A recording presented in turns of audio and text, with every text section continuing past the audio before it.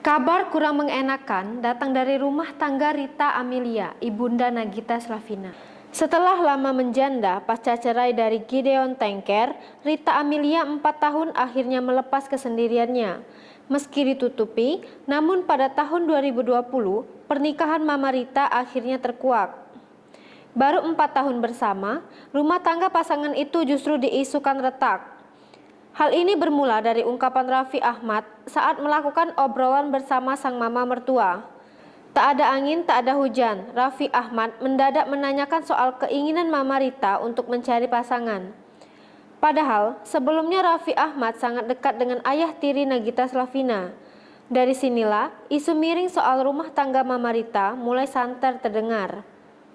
Sempat menyolek lengan sang mantu, tanda tak ingin disinggung perkara tersebut, Rita lantas mengaku tak ingin memikirkan soal pasangan.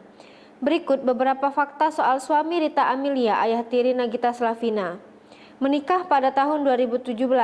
Beberapa waktu lalu, kabar pernikahan ibunda Nagita Slavina, Rita Amelia, terungkap ke publik. Padahal, pernikahan tersebut sudah dilakukan pada Desember 2017.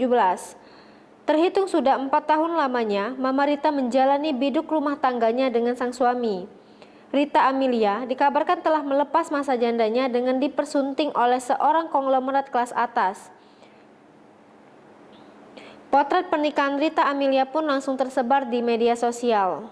Potret pernikahan Rita Amelia juga diunggah oleh akun gosip @lambehtura. Dalam potret tersebut, terlihat Rita Amelia dan seorang pria mengenakan baju serba putih dan tengah menandatangani dokumen. Sayangnya, baik Rita Amelia dan Nagita Slavina terus enggan mengomentari kabar pernikahan tersebut. Eksekutif dan penasihat di Dubai, pria yang jadi suami baru Rita Amelia itu diketahui bernama Basuki Wijaya Kusuma. Basuki adalah seorang eksekutif sebuah perusahaan internasional.